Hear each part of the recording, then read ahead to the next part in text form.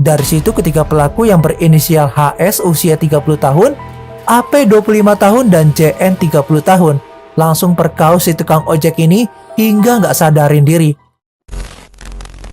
Oh ya, kali ini ada konten yang sedikit berbeda banget nih lur. Dimana dalam satu video ada 3 kasus yang berbeda-beda serta di luar nalar semuanya.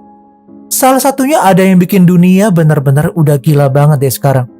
Bayangin aja, ada ojol yang niatnya baik-baik ini ketemuan sama pelanggan, malah berakhir gak ngenakin banget nih lor. Sebelum lanjut, AA mau disclaimer dulu ya, kalau semua nama yang ada di dalam kasus ini udah diinisialin dan gak dapet nama aslinya dari semua media yang AA udah cari-cari sih. Dan berhubung kasusnya masih fresh from the open banget, makanya kalian harap maklum ya. Pokoknya ambil pelajaran dari kasus ini supaya kalian bisa lebih hati-hati lagi.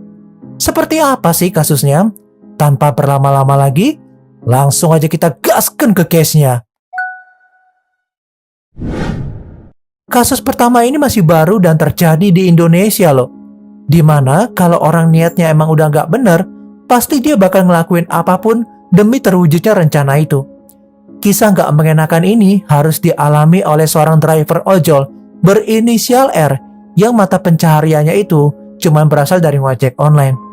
Kejadian awalnya dimulai nih pas si ojol ini berniat ngejual ponselnya lewat aplikasi jual beli online yang dipesan secara cash on delivery atau COD oleh sang pelaku.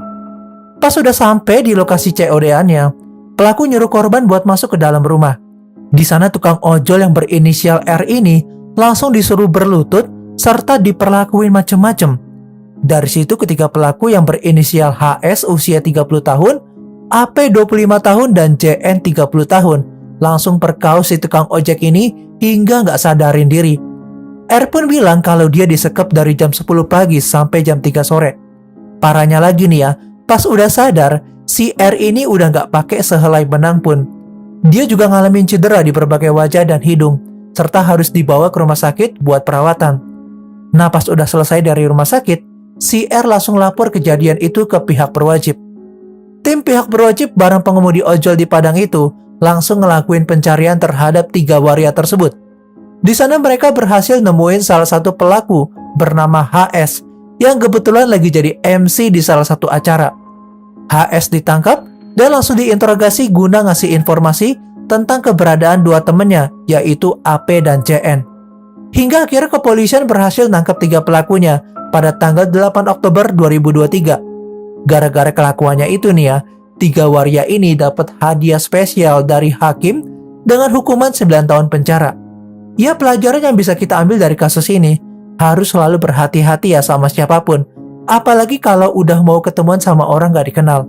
Lebih baik ajak teman atau gak kerabat buat jaga-jaga biar gak kejadian seperti ini lagi ya lur. Nah untuk kasus yang kedua agak unik dan nyeleneh sedikit sih ya lur. Dimana ada cewek yang mau nikahin 5 pria sekaligus. Di India ada seorang wanita yang sengaja nikahin 5 pria bersaudara dan anehnya mereka tidur secara bersamaan dan kayak biasa aja gitu. Wanita itu bernama Rajo Verma, usianya 33 tahun dan ngejalanin pernikahan poliandri. Buat kalian yang gak tahu poliandri itu apa, gue jelasin sedikit ya. Jadi poliandri itu adalah sebuah bentuk poligami yang dimana seorang wanita nikah lebih dari 2 suami. Sebenarnya poliandri ini udah dilarang di India. Tapi ternyata nih ya, poliandri itu di India punya sejarah agama yang kuat. Makanya bagi Rajo, poliandri itu hal yang biasa aja. Di kesehariannya, Rajo juga masak dan ngebersihin rumah, ngebagi waktu yang sama bagi setiap suaminya. Katanya sih ya kayak nggak pernah ada kecemburuan di antara mereka berlima, yang semuanya itu saudara kandung loh. Rajo juga udah ngelahirin anak laki-laki yang ayah kandungnya sendiri juga nggak tahu siapa. Karena mereka ganti-gantian kan pas ehem-ehem. Tetangganya aja pada bingung nih sama kelakuan Rajo. Gara-gara bisa ngejalanin kehidupan bahagia kayak gitu. Sejak Rajo masih kecil, ternyata Rajo nggak pernah bersekolah dan dia udah siap nih buat nikah pas udah masuk pubertas. Dan pada tahun 2009, ada satu keluarga bernama keluarga Verma yang nyari Rajo buat dinikahi nih sama putra mereka yang usianya 17 tahun bernama Gudu Verma. Ngedengar hal itu, senanglah hati Rajo dan Gudu dengan keputusan itu. Namun ternyata, desa itu punya ritual aneh, di mana Rajo dikasih tahu bahwa dia harus nikahin 4 putra lainnya dari keluarga Verma setelah dia selesai nikah sama si Guru Verma.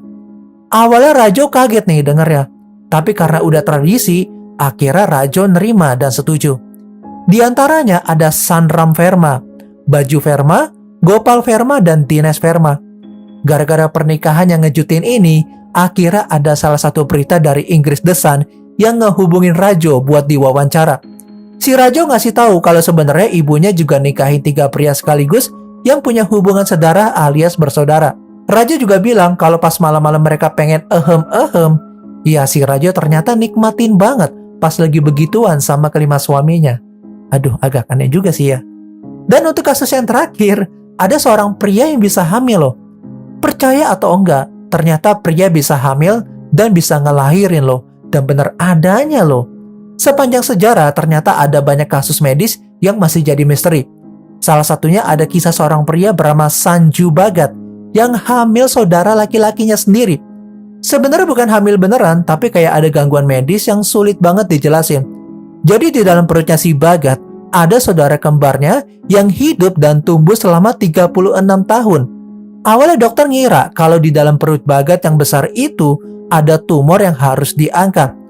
Tapi pas lagi dilakuin operasi sekitar tahun 1999, dokter di sana pada kayak kaget gitu karena isinya bukan tumor, melainkan saudara kembarnya. Bhagat lahir di kota Nagpur, India pada tahun 1963 sebagai petani. Dan waktu masih kecil, dia ini masih normal dan gak kenapa-napa. Nah, barulah pas di usianya yang ke-20 tahun, perutnya makin besar dan padahal dia ini gak makan banyak loh. Dan pas udah umur 30 tahun, perutnya makin besar kayak orang hamil. Banyak para penduduk yang ngatain dia seperti perempuan yang lagi hamil besar. Tahun demi tahun berlalu. Perut Bhagat makin besar dan gak wajar, serta ngebuat pekerjaannya sebagai petani makin berat. Dia juga udah dikasih tahu nih sama keluarganya buat ke rumah sakit biar diperiksa sama dokter. Tapi Bhagat gak ngegubris. Dan barulah pas di akhir tahun 1999, dia dilariin ke rumah sakit nih. Gara-gara perutnya besar sampai ngebuat dia tuh sulit nafas. Ada dokter yang namanya Ajay Mehta yang nanganin kasusnya Bhagat. Langsung ngoperasi perut Bhagat yang awalnya dikira tumor. Dan pas lagi ngoperasi, si dokter Ajay ini kebingungan. Karena kok bisa tumornya itu kayak lagi makan isi perutnya. Barulah pas diangkat, dokter Ajay baru sadar kalau yang ada di tubuhnya Bhagat bukan tumor, melainkan saudara kembarnya si Bhagat. Seketika dokter-dokter di sana pada kaget sekaligus kagum, karena kejadian kayak gini tuh langka banget. Saudara kembarnya yang bermutasi ini ternyata udah ada di dalam tubuh Bhagat dari sejak lahir. Awalnya para ahli ngira kalau ini tuh kasus sindrom kembar hilang yang gagal. Jadi ibu Bhagat sebenarnya punya anak kembar, tapi si Bhagat entah gimana caranya nih ya, nyerap embrio bayinya yang jadi punya 2 DNA. Ya intinya dalam istilah medis, kondisi kayak gini tuh jarang banget dan langka. Dan sebenarnya kasus ini pernah kejadian di abad ke-19. Dan setelah dioperasi, Bhagat bisa pulih dan hidup lagi, dan akhirnya ya perutnya ngempis lah. Akan tetapi saudara kembarnya udah metong pas udah dikeluarin. Jujur aja, AA masih belum paham sih ya soal yang kayak ginian, karena AA sendiri kan bukan dokter. Tapi coba deh, tag dan salah satu dokter terkenal di Indonesia di bawah kolom komentar buat jelasin hal ini ya. Karena AA aja masih bingung sih sampai sekarang. Oh ya, dalam rangka merayakan 30.000 subscriber AA di YouTube, nantinya AA bakal ngasih sedikit transferan ke 10 pemenang yang isi komennya menarik tentang 3 kasus yang AA bawain tadi. Caranya gampang banget kok. Kalian tinggal komen dan like aja kenapa kasus ini menarik, dan jangan lupa sertain Instagram kalian dengan isi komen menarik di bawah ya, buat nanti AA umumin dan hubungin siapa aja pemenangnya. Diutamakan untuk yang punya BCA. Dan buat yang belum menang, jangan berkecil hati. Nextnya pasti AA bakal ngadain kayak gini lagi. Ditunggu ya lur. I'm Corna AA. And still next time, stay safe ya lur.